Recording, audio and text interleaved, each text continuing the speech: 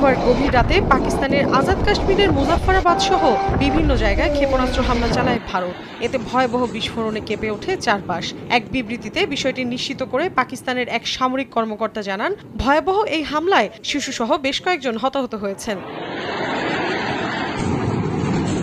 পাকিস্তানের আন্তঃবাহিনী পরিদফতরের মহাপরিচালক lieutenant general Ahmed শরীফ চৌধুরী জানিয়েছেন, ভারত তাদের কোটলি, ভাওয়ালপুর এবং মুজাফফরাবাদ সহ বেশ কয়েকটি স্থানে মধ্যরাতে কাপুরুষোচিত হামলা চালিয়েছে। তিনি আরও বলেন, পাকিস্তানের বিমান বাহিনীর সব বিমান আকাশে রয়েছে। ভারতের আকাশসীমা থেকে এই ন্যাক্কারজনক হামলা চালানো হয়েছে। তাদের বিমান পাকিস্তানের আকাশসীমায় প্রবেশ করতে পারেনি।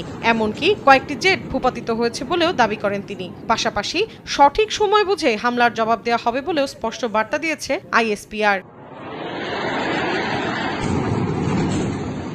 এদিকে এ হামলার দায় স্বীকার করেছে ভারত। এক বিবৃতিতে ভারতীয় সশস্ত্র বাহিনী জানায়, অপারেশন সিঁদুর নামের অভিযানে পাকিস্তানের বেশ কয়েকটি জায়গায় হামলা চালানো হয়েছে। তাদের দাবি, এই হামলায় সশস্ত্র গোষ্ঠীটির অবকাঠামো লক্ষ্য করা হয়েছে। পাকিস্তানের সেনা সদস্যর ওপর কোনো হামলা চালানো হয়নি। হামলার পরপর ভারতীয় সেনাবাহিনী তাদের এক্স অ্যাকাউন্টে একটি পোস্ট করে জানায়, ন্যায় বিচার নিশ্চিত হয়েছে।